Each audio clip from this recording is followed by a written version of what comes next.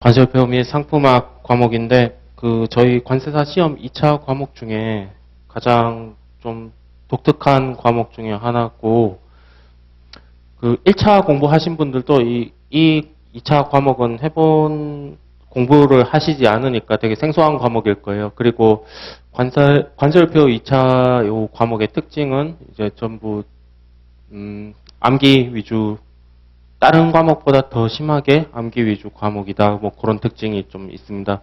그리고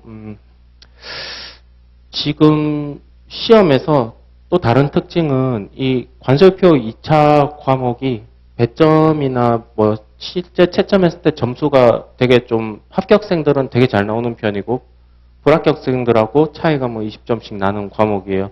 이게 뭐 일반적인 뭐 중위권이 못 친다기보다 조금 많은 사람 점수가 많이 뻥튀기 되는 과목이니까 요거 수험 방법이나 이런 걸 적절하게 해서 다들 요 과목 때문에 시험에 이 상대평가 시험이니까 손해를 보시지 않도록 좀 준비할 필요가 있습니다. 그리고 최근에 뭐 배점이 약간 변경이 있었어요. 뭐 재학부터 원래는 50점짜리 문제 하나랑 10점짜리 문제가 5개 해서 이게 100점 과목이었는데 최근에 이제 바뀌어서 30점짜리 2개, 2문제, 그리고 20점짜리가 2문제로 변경이 됐죠. 근데 관세표 시험에서는 이게 아무 의미도 없습니다. 아무 의미도. 원래도 50점짜리 문제를 20점, 30점으로 쪼갰었고 원래도 10점짜리 문제가 있었는데 20점짜리 문제도 안쪽으로 까보면은 7점짜리, 8점짜리, 뭐 2점, 3점 이렇게 쪼갰기 때문에 아무 의미도 없다. 이렇게 말씀드릴 수가 있을 것 같아요. 오히려 좀 문제를 출제하기에 애매한 범위에서 출제가 가능하도록 조금 출제자가 출제하는데 자기 재량을 좀 가지게 되었죠. 뭐 그런 부분이 좀 있습니다. 그래서 뭐 일단은 뭐 준비하시는데 지금 관세표 과목에서 이제 공부하는 방법이나 교재 같은 거 이제 다들 고민을 하실 건데 관세표가 크게 보면은 뭐 교재로 보면은 크게 보면 다들 똑같겠죠. 법령집 있고 그리고 뭐 기타라고 할게요. 잡다 하니까 기타 과목인데 그중에 이제 제일 많이 보는 거는 뭐 기본서라고 해야 되나? 뭐 이런 것들도 있고 해설서 이런 것도 있고 뭐 기출지 이런 것도 있는데 뭐 다 필요가 없어요. 다 필요가 없고 요거 법령집 하나만 하시면은 완전 시험에서 문제가 없는 정도가 아니라 얘만 잘하는 게 중요해요. 얘를 건드리면은 얘 점수가 떨어지기 때문에 이런 데 시간 투자하는 것보다 이 법령집 요번에 이제 새로 나온 요 교재인데 요 법령집 요거 하나만 죽도록 파셔갖고 내년 2차 시험장까지 입성을 하시면은 못해도 80점부터 시작일 것 같아요. 뭐 여기 20점이 여기서 안 나온다는 게 아니라 여기 사람이 요거 법령집 완벽하게 외울 수 없으니까 뭐 여기서 이제 자기가 좀 못 외우는 부분도 있고 뭐 실수하는 부분을 감안해서 80점이고 오픈북으로 치시면 뭐 95점, 90점 뭐 이렇게 되실 거예요. 그만큼 이 부분은 별로 중요한 게 없다. 그렇게 말씀드릴 수가 있을 것 같아요. 자, 그리고 또 관세표 어쨌든 방금 말씀드린 건 이제 법령집에 대한 얘기였고 그 다음에 이제 제가 미리 수험 시작하기 전에 미리 말씀드리면 조금은 이제 미리 보신 분들은 아시겠지만 요 관세표 시험이 세상에 있는 모든 유체물에 이제 일종의 주민등록번호를 달아주는 시험이에요. 그런데 그런 뭐 오만 물건이 다 있죠. 뭐 플라스틱, 고무, 철강, 그리고 전기, 전파, 아니면은 뭐 잡품, 식품, 육류, 뭐 채소 다 있는데 한 사람이 그 모든 것에 대한 그런 지식을 습득하는 게 불가능해요. 그래서 여기 나오는 이 교재에 나오는 갖가지 용어들은 이거를 이해하는 용도가 아니라 일종의 길라잡이라고 생각하셔야 돼요. 요거를 이해를 다 하면 좋겠지만은 그렇게 하는 모두 다 이해하는 관세사는 존재하지 않고 다들 이제 관세사마다 자기 특기 분야가 있어요. 그 특기 분야만 이제 현업에 가서 많이 고도로 발달시키는데 근데 수험생 입장에서 여기에 있는 거를 얼마나 어디까지 이해를 해야 하냐 하면 품목 분류하는데 이런 이슈가 있다, 뭐 이런 규정이 있다 정도를 캐치해내고 그 규정이 정확하게 이게 솔직히 말씀드리면 주규정이 정확하게 무슨 뜻인지 아는 거는 거의 불가능하다. 그래서 일단은 암기를 해두고 내가 뭐 단어 암기 그런 규정을 암기는 했지만 뭐 어떻게 적용할지는 잘 모르는 상황까지 가는 그 정도에서 시험 치시는 거예요. 그래서 만약에 현업에 가셔서 뭐 반도체나 이런 쪽으로 가면 품목 분류 하실 일이 있을 거예요. 그러면은 아 그런 이슈가 있었구나. 이런 반도체 품목 분류할 때 뭐 능동소자, 수동소자 뭐 이런 걸 평판 이런 걸 고려해야 되는구나. 그때부터 이제 능동소자가 뭐 어디까지다, 뭐 수동소자가 뭐다, 뭐 평판이 어떤 거다, 아니면 저항이 뭐 구체적으로 뭐 좀 디테일하게 어떻다 이렇게 들어가는 거니까 그런 좀 참고해 주시면 되겠습니다. 그래서 요거를 처음에는 이제 요 교재가 처음에 식품부터 시작을 해요. 뭐 살아있는 동물부터 한 4분의 1 정도까지 갈 때까지는 4분의 1 정도까지는 얼추 이해가 가는 부분이 많아요. 4분의 1도 아니죠. 한 6분의 1 정도 되려나요? 6분의 1. 그래서 이제 한 페이지 한 페이지 다 이해를 하면서 밟아가시거든요. 처음에는. 그런데 한 화학 정도 나오면은 갑자기 그 이해하는 게 불가능해져요. 솔직히 말하면. 무기화합물, 유기화합물 이해는커녕 암기도 힘들어져요. 그러니까 그때부터는 갑자기 이 과목을 놔버려요. 그리고는 다시 조금 더 가서 뭐 옷이나 의류 이런 거 나오면 조금 좀 공부하다가 그러다가 또 뭐 디테일한 기계 나오고 반도체 나오면 또 놔버리고 그러지 마시고 처음부터 이 교재를 뭐 암기한다 이렇게 보시는 게 아니라 여기 있는 모든 단어들과 친숙해지고 그리고 사실 이 전문직 2차 시험 교재치고 되게 얇으니까 이 교재가 뭐 이런 단어들이 이제 사람 내 친구 이름만큼 익숙해지는 단계가 필요해요.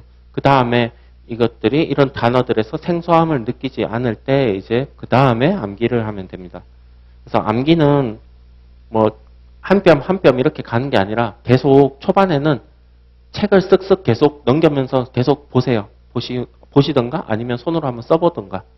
근데 진짜 그런 단어에 대해서 그런 거부감이 없고 생소함이 사라질 때 그때부터 관세율표 점수가 본격적으로 오르기 시작해요.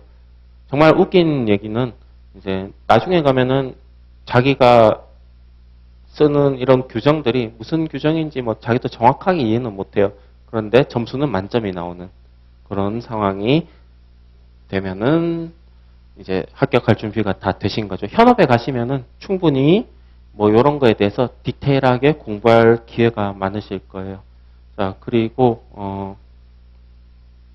또 작년에 뭐 이렇게 1차 보신 분들 중에 기본 강의 새로 들으신 분도 있는 것 같아요. 그런 분들을 위해서 또 한번 말씀드리면 교재는 일단 원래 교재 가지고 계신 분들이 있겠죠. 뭐 요 교재든 아니면 제가 작년에 한 거든 다른 강사님 교재든 바꾸지 마시고 그대로 보세요. 이 법령집은. 왜냐하면 일단은 HS가 5년마다 전면 개정이 되는데 지금 개정된 지 뭐 2년 정도 됐죠. 그래서 개정된 지 아직 얼마 안 돼서 내용이 똑같고 관세법 같은 거는 매년 개정이 있잖아요. 근데 이 HS는 5년 개정이에요. 그러니까 무역실무 같은 경우는 개정이 뭐 거의 뭐 없죠. 개정이라기보다 이제 트렌드의 변화가 이렇게 되는데 근데 HS는 5년 개정이니까 책 한 권으로 5년을 쓸 수 있어요. 아주 가성비가 끝내주는 과목이고 그리고 교재를 바꾸면 안 되는 또 다른 이유는 일단 돈도 아깝고 그리고 그거보다 제일 중요한 문제는 지금 이런 교재를 이제 한번 공부해 보신 분은 아시겠지만 이런 교재 규정 같은 게 이제 뭐 우측 상단에 있다, 뭐 밑에 있다, 이게 페이지가 사진처럼 머릿속에 찍혀야 돼요.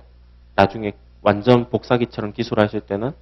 그러면은 뭐 어떤 문제에서 어떤 규정을 적으라고 했을 때 정말 뭐 좀 심하신 분들은 뭐 토시하는 점 하나 안 틀리고 똑같이 쓰세요. 그 아주 바람직한 사항 뭐 그런 문제예요. 그러니까 그런 부분은 교재를 새로 절대 사지 마시고 원래 보시던 거로 보시고 만약에 뭐 교재가 이제 뭐 너무 더럽거나 그러면 새로 사셔도 되는데 그러실 필요는 없다 하고 그리고 또 교재로 공부하실 때 주의점은 그 필기를 하실 필요가 없어요. 개인적으로 요 관설표 과목에서 다른 과목도 뭐 그렇지만 요 과목은 필기하는 과목이 아니에요. 근데 그렇지만 뭐 아예 제로일 수는 없죠. 제로일 수는 없으니까 필기를 포스트잇에 하세요. 포스트잇에. 포스트잇에서 계속 붙여두세요. 특히 암기식. 암기식 절대 교재에다가 펜으로 종이에다가 쓰지 마세요. 왜 그러냐면 이 암기식이 계속 바뀌어요. 계속. 자기가 암기식 따놓고 그것만 하시는 분들도 있겠지만 하다 보면은 바뀌어요. 이 암기식이. 자기가 좀 더 외우기 편한 거로. 근데 암기식은 뭐 특정 암기식 쓸 필요가 없죠. 결과적으로 내가 외울 수 있는 결과물만 도출할 수 있는 어떤 암기식도 다 괜찮죠.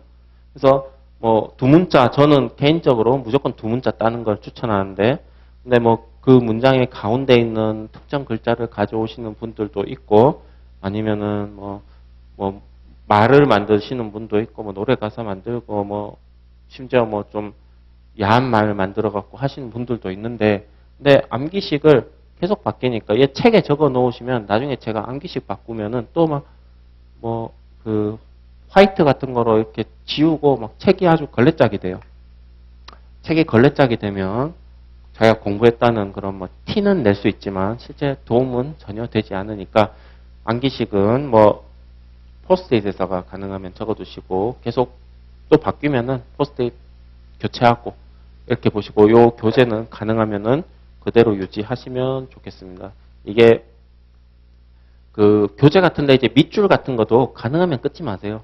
왜냐하면 밑줄도 끊어 놓으면은 자기가 밑줄 끌 때는 이게 엄청 뭐 밑줄 끄면 잘 외워주고 중요할 것 같지만 뭐 나중에 가서는 이게 책이 너무 더러워져서 심지어 이거 읽는 것도 좀 방해되는 경우도 있어요. 그래서 뭐 그 시험장까지 하지 말라는 게 아니라 한 3, 4개월 정도 한 2, 3회도 할 때까지는 가능하면은 책을 좀 깨끗하게 보시고 그 다음에 하시고 그리고 또 한 가지 만약에 이제 책을 뭐 이렇게 뭐 나는 무조건 밑줄도 끊고 뭐 책에다 뭐 표시도 하고 해야겠다. 그러면은 같은 책으로 나중에 한번 교환을 하세요. 같은 책으로. 버전도 똑같은 거로. 그러면은 괜찮은데 아까 말씀드렸듯이 뭐 어떤 규정이 페이지 좌측 하단에 있는데 뭐 제가 책을 뭐 이렇게 자기가 바꿨어요. 근데 요 같은 규정이 우측 상단으로 뭐 올라가거나 이러면은 정말 공부에 방해가 돼요. 무조건 자기가 항상 보는 거, 이 책을 눈으로 사진 찍듯이 외워야 되는 부분이 있으니까 그거는 특히 신경 써서 해 주셔야 돼요. 자, 일단 공부 방법 같은 거는 이따 차차 또 한 번씩 하는 거로 하고 자, 일단 뭐 질문 같은 경우는 뭐 여기 제가 전화번호 적어 드릴 테니까 이거 76이에요. 7683-0014 여기로 뭐 그 문자는 제가 못 봐요. 문자 못 보고 카카오톡 남겨두시면은 제가 일과 시간엔 너무 바빠서 답장을 못 드리고 저녁에 7시 이후에 답장을 드릴 거예요. 그리고 가능하면 전화가 좀 편하긴 해요. 이게 카톡이 뭐 카톡도 좋고 전화도 좋고 그냥 막 전화하셔도 돼요. 근데 7시 이후에 하시면 됩니다. 저는 가능하면 전화를 자주 하셨으면 좋겠는데 대신에 좀 전화 같은 거 했을 때 근데 그 제가 이렇게 말씀드리는 거를 뭐 거의 뭐 전화하시면 잘 받아들이시는데 그냥 하소연하는 전화도 있거든요. 그것도 좋긴 한데 네, 그런 것보다는 저도 뭐 시간이 많지 않으니까 조금 저한테 이제 궁금하신 사항을 컴팩트하게 좀 준비하시면 좋을 것 같아요. 저도 이게 전화하는 거 하면은 뭐 그 전화로 인해서 도움이 돼야지 전화하고 다음에 또 뭐 똑같은 문제로 또 하소연하고 이러면은 보는 사람도 좀 답답한 게 있어요. 자, 아무튼 그거 뭐 알아서 하세요. 하소연을 하든 뭐 컴팩트하게 물어보든 편하신 대로 하시고 자, 일단 HS 코드 본격적으로 강의 한번 시작하겠습니다. 이번에는 22강이라서 조금 디테일하게 할게요. 자, HS 뭐 Harmonized Community Description and Coding System인데 여기 있는 H랑 그리고 여기 있는 해가지고 HS라고 하는데 HCDC 뭐 S 이렇게 해야 될 것 같은데 HS라고 부르네요. 아무튼 통일 상품명 및 부호 체계 CCC가 국제간 거래에 관한 모든 물품에 대해서 일종의 주민등록번호를 부여한 거예요. 주민등록번호를 부여한 거고 뭐 170여 개국이 사용하고 있는데 그냥 전 세계 모든 국가가 쓰고 있어요. 모든 국가에서 HS 코드라고 하면 신기하게 외국 사람도 이거다 하고 바로 이렇게 소통이 잘 돼요. 그래서 뭐 수출입하는 물건에 대해서 외국 만약에 어떤 사람이 수입을 해요. 그러면은 상대국 사람한테 이거 HS 코드 뭐야? 이렇게 물어보기도 해요. 물어보면은 그쪽에서도 이거 땡땡땡땡땡 이렇게 하는데 거의 이제 뭐 이 HS 코드라고 하면 서로 딱 소통이 돼요. 이게 좀 신기한 게 뭐냐면 비슷하게 뭐 외국에다가 제가 만약에 사업자 등록 뭐 번호를 주세요 하면은 그 나라에서는 요 똑같은 개념이 없어요. 사업자 등록 번호. 뭐 세금 납부 부호인가 아니면은 뭐 공장 등록 부호인가 뭐 그 중에서 골라야 되는 거예요. 근데 이 HS라는 거는 우리 한국이나 외국이나 전 세계에서 딱 핀셋으로 핀포인트로 딱 요거를 말하기 때문에 굉장히 신박한 그런 좀 시스템이다 이렇게 볼 수 있겠죠. 별 중요한 거 아니에요. 이런 거 시험에 안 나옵니다. 이런 이론은. 자, 그 다음에 구성인데 HS 구성인데 처음에 여기 통칙이 있고 통칙은 뭐 우리나라 법으로 치면 헌법 같은 거고요. 헌법인데 이 시험에 많이 나와요. 통칙은. 그 다음에 주규정이란 게 있고 호 용어가 있어요. 이거를 주랑 호는 전화번호부로 대입하면 호는 그냥 뭐 이름, 전화번호 적혀 있는 거고 이 주규정은 이렇게 이름, 전화번호 하는데 뭐 동명이인이 있거나 뭐 조금 설명할 일이 있겠죠? 그런 요 호에 대한 일종의 설명이에요, 설명인데 이 호라는 거는 여기 밑에 보시면 여기 숫자 부호와 코드와 품명이 결합된 형태예요.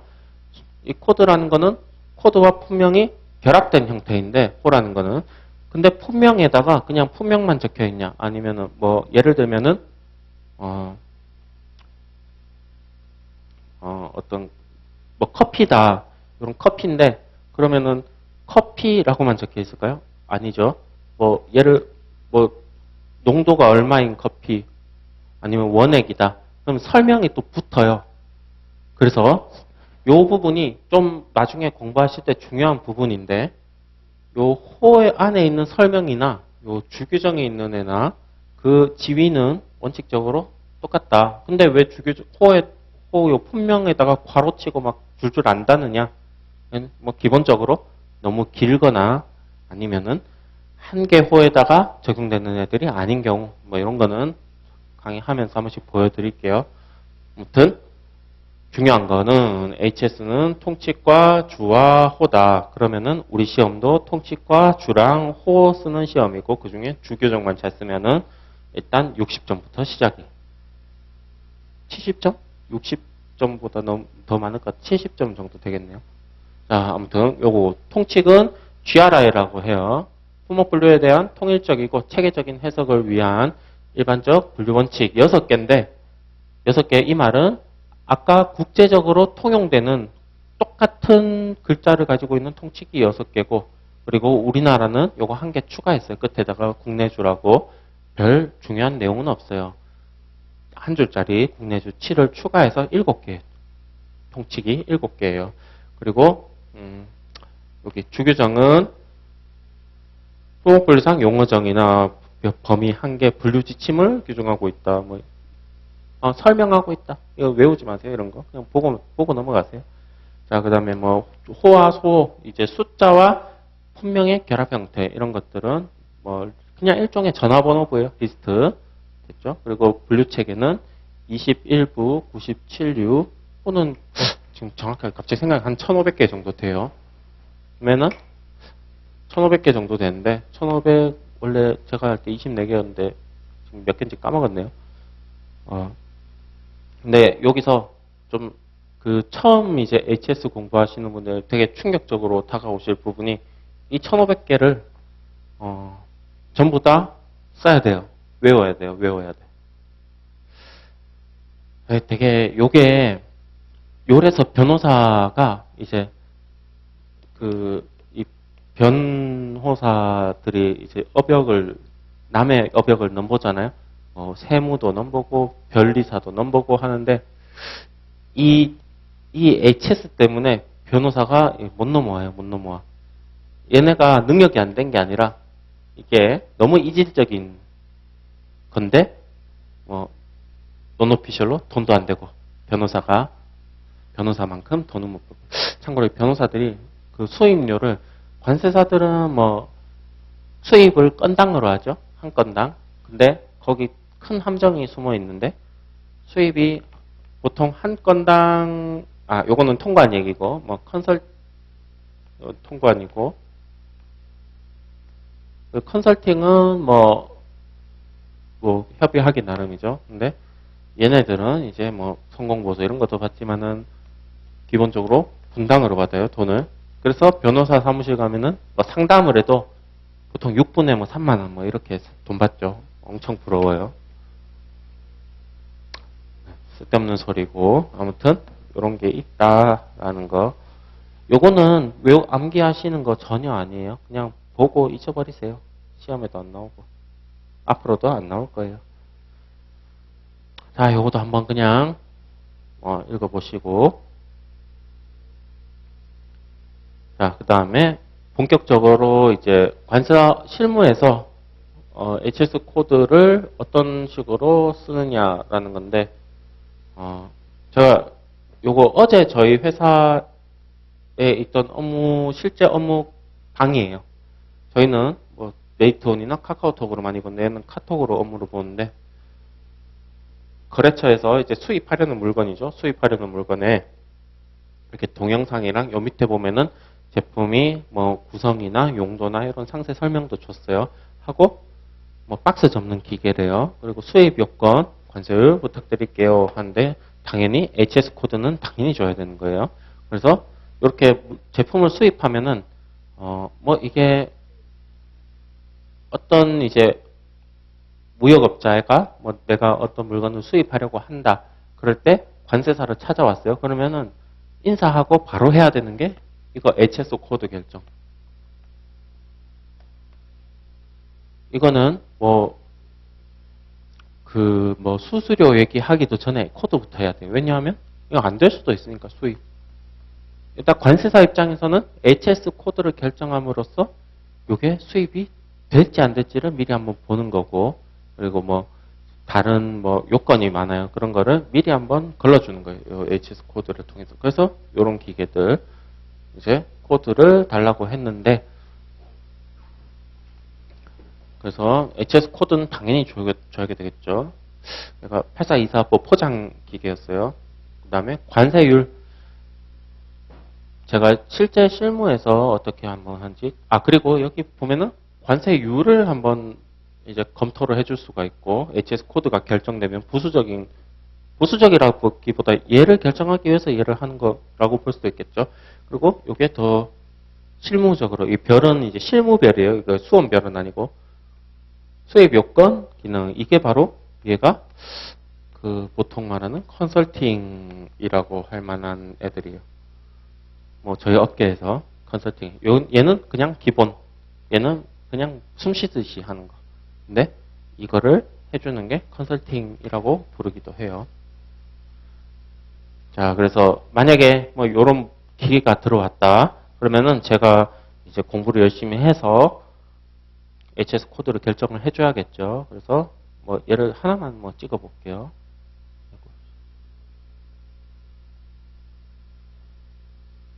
아, 84 둘 하나구나. 둘이네. 예. 여기 보면은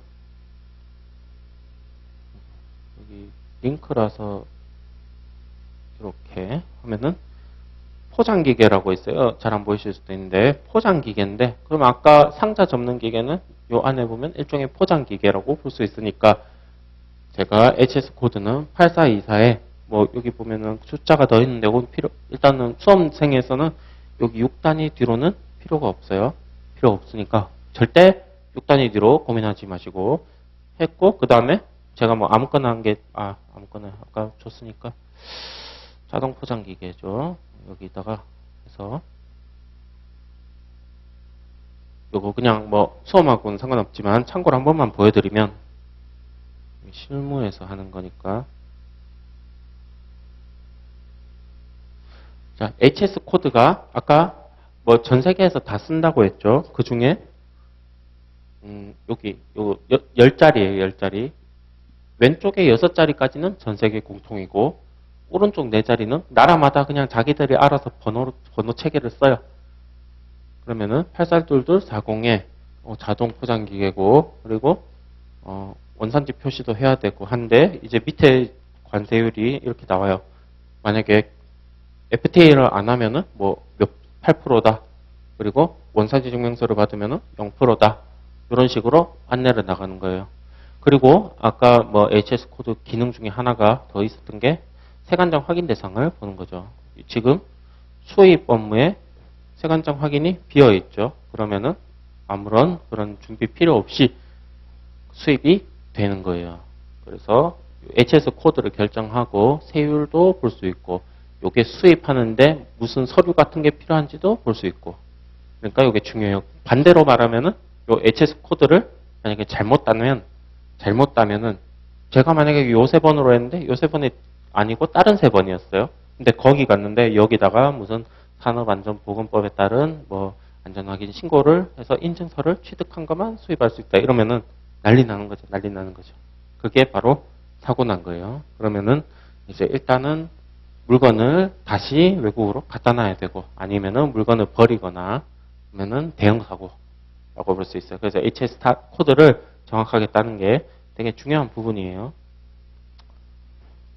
요거 HS 코드가 중요하다는 거 말씀드리려고 여기를 보여드렸어요. 자, 그 다음에 요거는 아까 보여드렸던 건데 한 번씩 뭐 혹시 뭐 자기가 타이핑해서 타이핑이래 뭐 복붙해서 자기만의 자료를 좀 만드실 분들은 요 관세 법령 정보 포털에 가셔서 여기 보면은 해서서 같은 것도 있거든요. 관세 정보 포털에 가셔서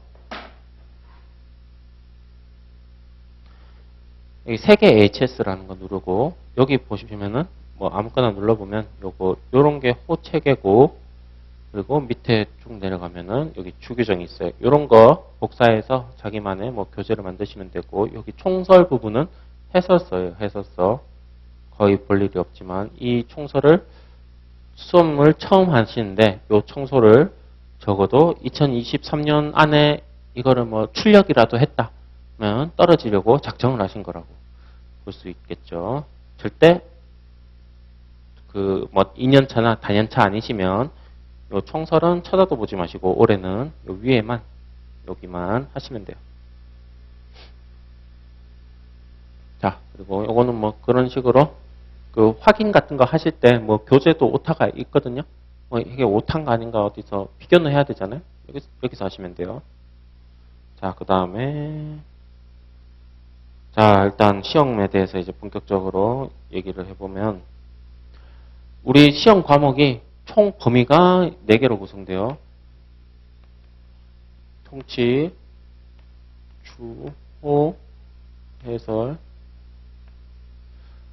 참고로 우리 과목 뭐 정식 명칭이 관설표와 상품학이죠.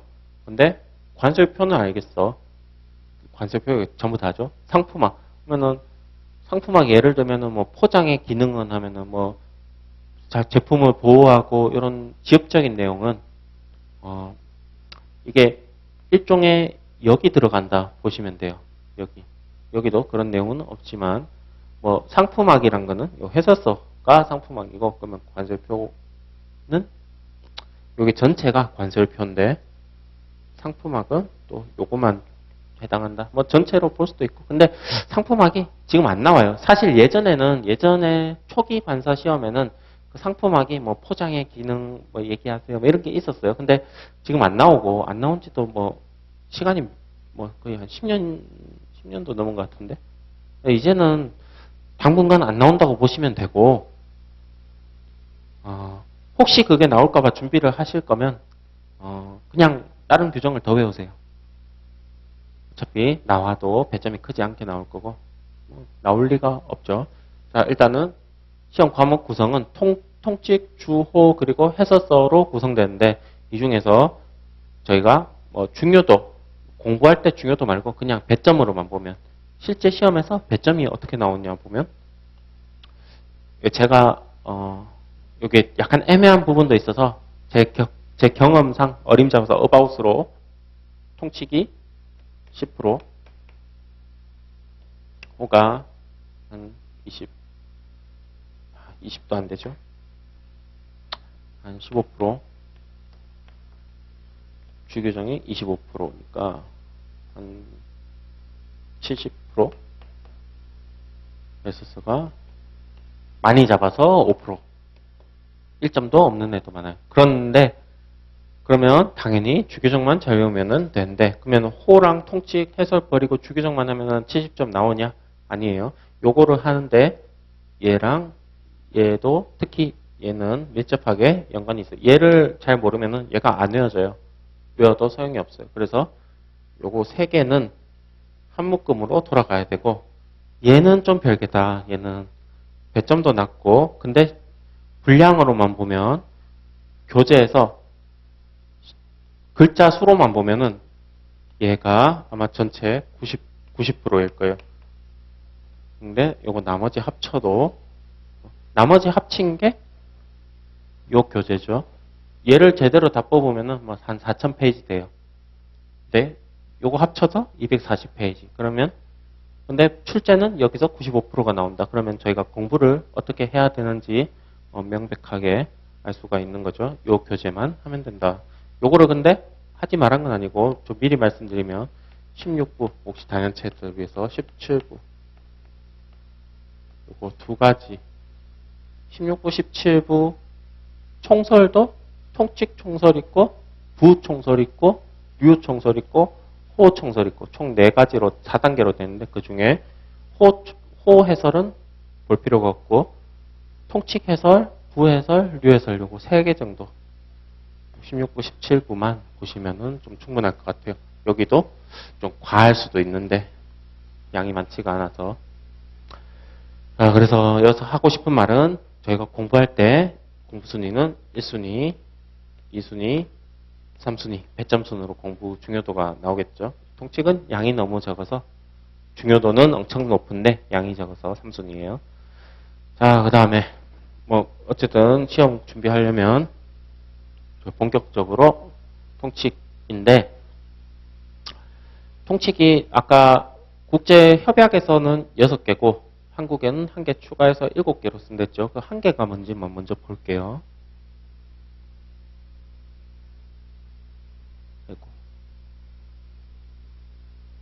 잘렸어. 잠시만요. 잘렸네요. 여기서 말고 여기서 볼게요. 참 이게 짧아버렸네. 자, 통칙 7이죠. 6가지가 협약에서 한 거고 통칙 7인데 지금 안 보이시겠죠? 여기 국내 통치기라고 적혀 있죠. 요거는 한국만 넣은 통치기예요. 근데 모든 나라가 모든 나라에서 이런 통칙을 혹시 규정 안 했더라도 당연히 다 모든 나라 공통이에요. 자, 통칙 7호 해서 이 표에서 규정되지 않은 품목 분류에 관한 사항은 이 표에서 규정이라는 거는 부랑, 주규정이나 호의 용어 이런 거죠. 통일 상품명 및 부호 체계에 관한 국제협약 HS 협약이죠. 협약에 따른다. 근데 협약이 생각보다 뭐 자잘한 내용도 많아요. 그래서 그런 내용을 다 국내법으로 수용할 수가 없죠. 뭐 어차피 이중 규정이기도 하고. 그래서 국내법으로 수용하는 부분은 하고 주규정이나 중요한 부분 그 나머지는 혹시 그런 게 안 돼 있으면 협약에 따른다. 해서 최종적으로 협약에 따른다. 혹시 상충되면 협약에 우선을 하고 그 다음에 통칙 1로 한번 갈게요.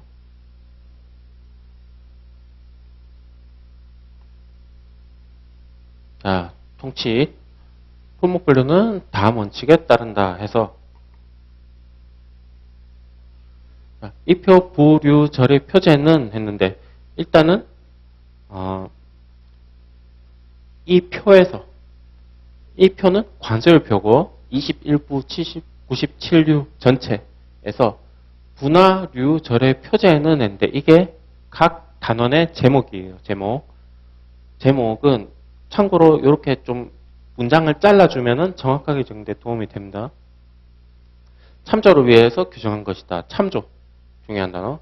참조를 위해서 규정한 것이고 참조랑 반대말은 뭐죠? 법적인 거. 법적인 목적상 품목 분류는 각호 용어와 관련 부류 주에 따라 결정하되 거기서 없으면은 다음 각호는 통칙 2부터 7에 따른다. 이렇게 됐죠. 그래서 크게 보면은 세 가지 문장으로 되어 있는데 첫 번째는 표제는 참고고 각호의 용어와 주가 법적이다. 그것도 안 되면은 2에서 7에 따른다. 이렇게 떨어지는 거죠. 자, 여기서 아무튼 요런 문장을 적을 때 그러면은 지금은 일단 먼저 익숙해지는 게 좋겠지만 요런 게 이제 이 문장이 세 가지 문장으로 구성되어 있구나. 이런 거를 미리 좀 캐치하셔야 돼요. 그래야지 잘 외워지고 여기서 이제 좀 막 나가시는 분들은 이게 뭐 한 개 떼먹고 이 통칙 이거구나. 호의 용어와 주규정이 법적인 효력이 있다. 이것만 적으면 다 적었네. 절대 아니고 HS는 그렇게 하는 게 아니에요. 이 표라고 시작해서 문장 기술을 하실 때 이 표의 부류 절의 표제는 이라고 시작해서 규정에 따른다까지 그냥 똑같이 써주는 게 이 HS 과목이에요.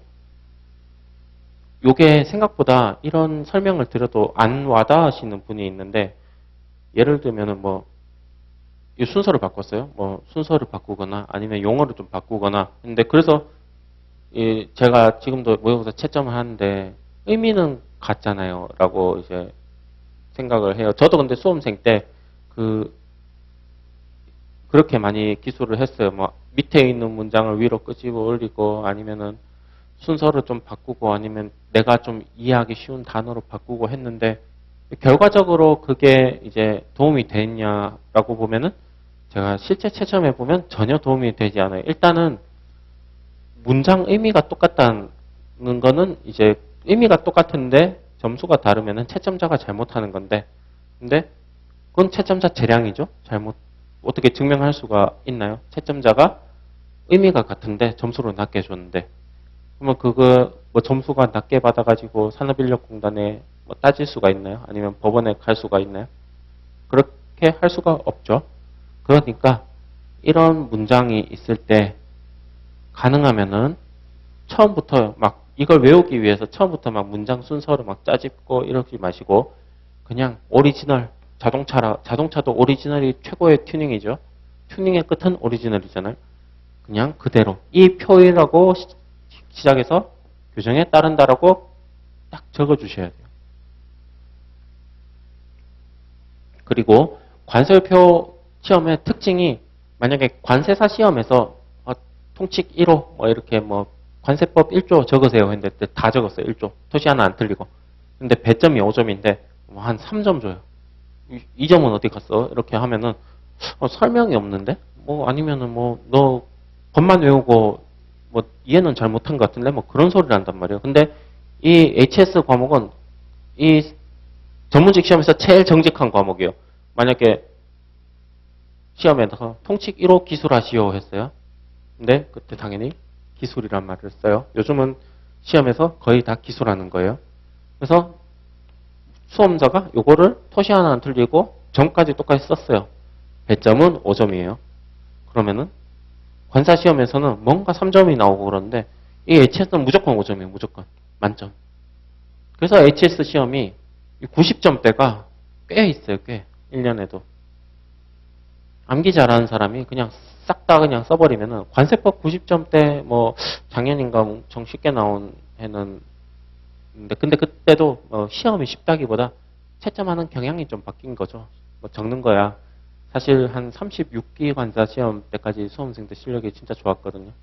지금 이제 머리가 나쁘다는 게 아니라 지금 너무 고인물이 너무 다 빠져나가서 조금 이제 지능 수준 말하는 게 아니라요. 지금 그 수험생들이 연차가 많이 낮아졌어요. 옛날에는 막 학원에서 가다가 탁 치면은 4년차, 가다가 발 한 번 밟으면은 뭐 6년차 뭐 이랬는데 요즘은 한 4년차도 보기가 힘들고 한 3년차 되면 좀 오래 했네 했는데 옛날에 36기까지는 3년차면은 새파란 젊은이였어요. 완전. 어쨌든 근데 수험 여기 준비하시는 분들한테는 매우 좋은 얘기죠. 그래서 제가 작년에도 강의하면서 얘기했는데 내년 시험이랑 올해 시험이 관사 시험 역사상 제일 합격하기 좋은 해다. 그렇다고 뭐 40기 관사 자격증이 35기, 34기 자격증보다 뭐 가치가 덜해요? 또 절대 아니죠. 자, 아무튼 요거 통칙 1호 핵심은 표제는 참조고 주랑 호의 용어가 법적이고 둘 다 해서 안 되면은 2에서 7에 따른다. 요게 통칙 1이에요.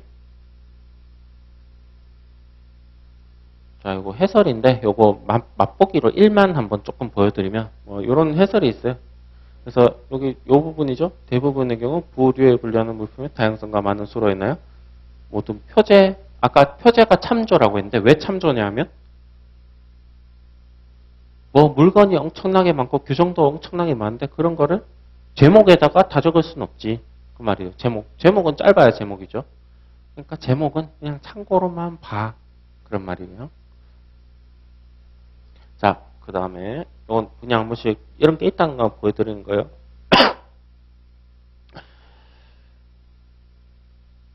자, 그 다음에 본격적으로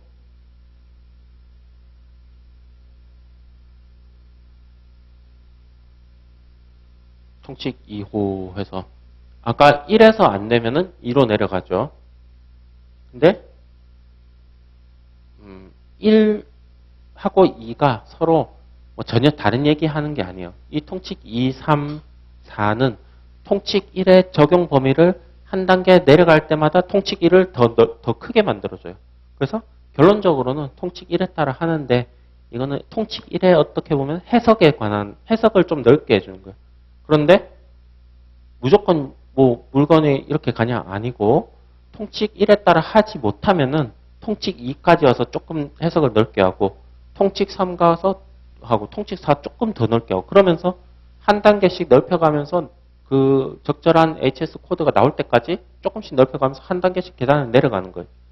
그래서 2랑 1이랑 배치되는 말이 아니다. 자, 통칙 2인데 통칙 1호에 따라 품목 분류 결정할 수 없는 것은 다음 항목에 따른다 했는데 그렇다고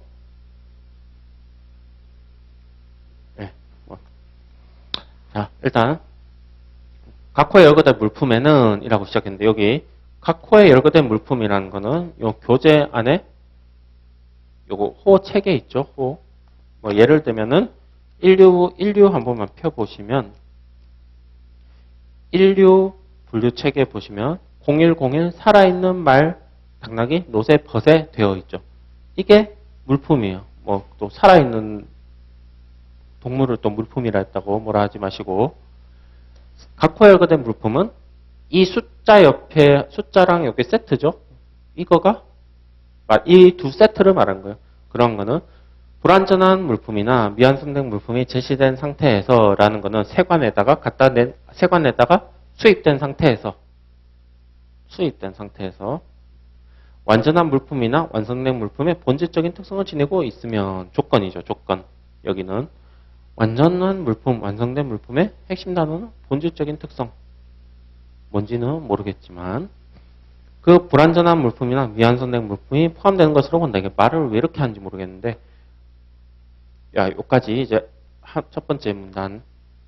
그러니까 어떤 물건이 불완전하거나 미완성된 물품이다. 예를 들면은 자전거를 수입하는데 안장이 없어요. 아니면은 자전거 수입하는데 핸들에 고무 패킹만 없이 수입했어요. 그러면은 걔네는 만약에 자전거가 뭐 874항에 분류된다. 예를 들면은 한번 볼게요.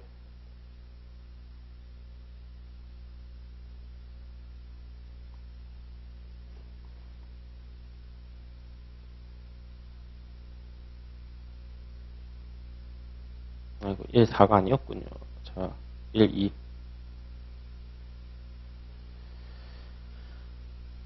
자, 여기 보이실지 모르겠는데 자전거예요. 모터를 갖추지 않은 이륜 자전거인데 그러면 만약에 안장이 없는 자전거다. 안장이 없는 자전거도 여기 자전거에 포함할 수 있냐? 그러면 통식 2에 따르면 본질적 특성이 있으면 된다. 라는 거죠. 된다. 그런데 그러면은 조건은 한 개. 각호에 제시된 상태에서 본질적인 특성이 있어야 되는데 완성된 물품에서 그러면 어디까지가 본질적인 특성이 있느냐? 그러면 기준은 뭐 가경, 뭐 역할, 용도 있는데 그 관설표를 전체적으로 보면은 이 본질적인 특성이 뭔지 뭐 특별히 구체적으로 공부하실 필요가 없다. 그냥 케이스 바이 케이스로 볼 수밖에 없다. 가끔 뭐 철도나 자동차 같은 거는 몇 개 예시를 들어요. 뭐 안장이 없는 자전거 아니면은 자동차인데 엔진만 없는 거. 근데 자동차인데 엔진이 없으면 걔가 너무 중요한 게 없으니까 자동차 아닐 수도 있는 거 아니야? 근데 자동차야. 형태만 일단 보니까 뭐 그런 게 있어요. 자, 그래서 여기까지 첫 번째 문단인데 자, 여기는 이제 외우실 때는 주어를 본질적인 특성을 메인으로 외우신 게 아니라 이 주어를 보신 거예요. 불완전한 물품이나 미완성된 물품에 대한 얘기예요. 예, 주어가 불완전, 미완성된 물품이 주어예요. 물론 본질적 특성이 내용적으로 중요하지만 항상 머리부터 외우시는 머리부터. 자, 그 다음에 또한 각호 열거된 물품에는 조립되지 않거나 분해된 상태로 제시된 물품. 자, 그러면 조금 대립되는 두 가지 문장이죠. 첫 번째는 불완전, 미완성된 물품. 미조립, 분해된 물품. 여기는 완제품이죠. 완제품을, 여기는 완제품 아니죠? 뭔가 없어요. 뭔가 하나. 뭔가 부품이 한 게 없어. 여기는 부품 다 있는데 그냥 분해를 했어요. 그런 물품도 완전한 물품이나 완성된 물품에 포함되는 것으로 본다. 그냥 분해된 거 그냥 신경 안 써. 당연하죠. 당연하죠. 어떤 물품이든 그러면 다 조립해서 가져오겠어요? 뭐 공장 아니면 뭐 어떤 설비 같은 거 다 뜯어서 따로따로 가져오죠. 그러면은 설비 같은 거 공장 저희가 일하다 보면 공장을 통째로 뜯어오시는 분도 있어요. 그러면 만약에 어떤 경우에는 공장이 작은 공장이에요. 작은 뭐 큰 공장이 아니라 요 교실보다 작을 수도 있어요.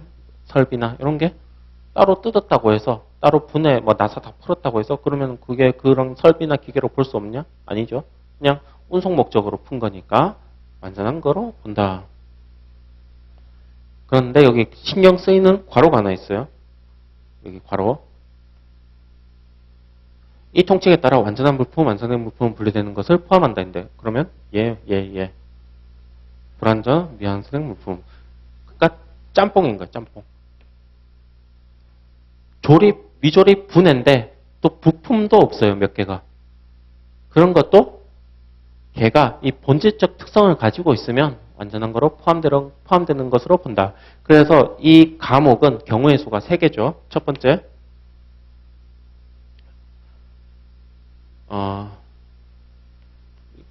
저는 이렇게 쓸게요. 불완전한 물품, 미완수된 물품.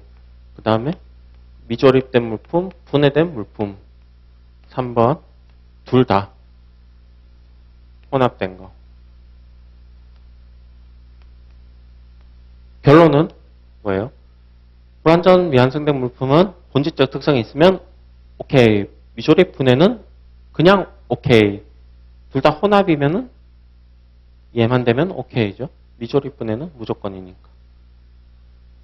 이렇게 뜯어보면 세 문장인데 또 이거를 또 내가 세 문장으로 잘 정리를 했어 하면서 요 과목에 여기 6줄 돼 있죠. 이거를 또 1, 땡, 2, 땡, 3, 땡 이렇게 적으시면은 제가 되게 잘 썼습니다. 점수 만점 주세요 하면은 당연히 만점을 드려야죠.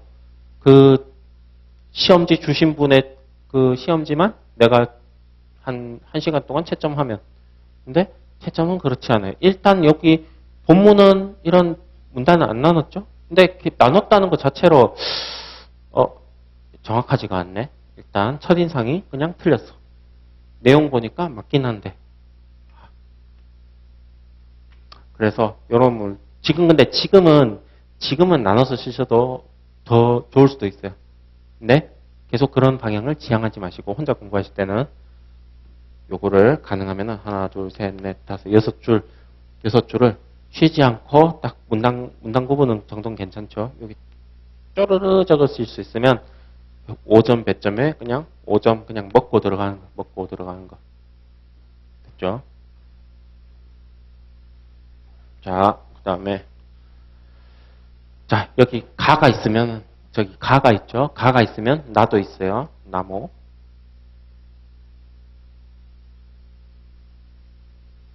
각호에 열거된 재료 물질에는 여기도 주어를 잘 봐야죠. 노란색으로 할까요, 그냥? 각호에 열거된 재료 물질. 사람이 들어왔는데 재료 물질이네. 아까는 물품이었죠. 근데 재료 물질 일단 내용 합시다. 해당 재료 물질과 다른 재료 물질에 혼합물, 복합물이 포함되는 것으로 본다. 그리고 특정한 재료 또는 물질로 구성된 물품에는 했죠. 전부 또는 일부가 해당 재료 물질로 구성된 물품이 포함되는 것으로 본다 했고. 자, 그 다음에 또 자르고 2가지 이상 재료나 물질로 구성된 물품에는 여기도 총 주어가 3개죠. 첫 번째, 각호에 열거된 재료 물질. 두 번째, 특정한 재료 물질로 구성된 물품. 세 번째, 2가지 이상으로 된 거. 근데 결론 잘 보면 결론 똑같아요. 해당 재료 물질과 다른 재료 물질과 혼합물, 복합물이 포함되는 것으로 본다. 섞여도 상관없다. 뭐 만약에 우유 같은 거에 비타민 좀 들어갔어요. 그러면은 걔가 우유로 못 보냐? 아니다. 근데 뭐 특정한 재료 물질로 구성된 물품에는 전부 또는 일부가 해당 재료 물질로 구성된 물품이 포함되는 것으로 본다. 이것도 마찬가지.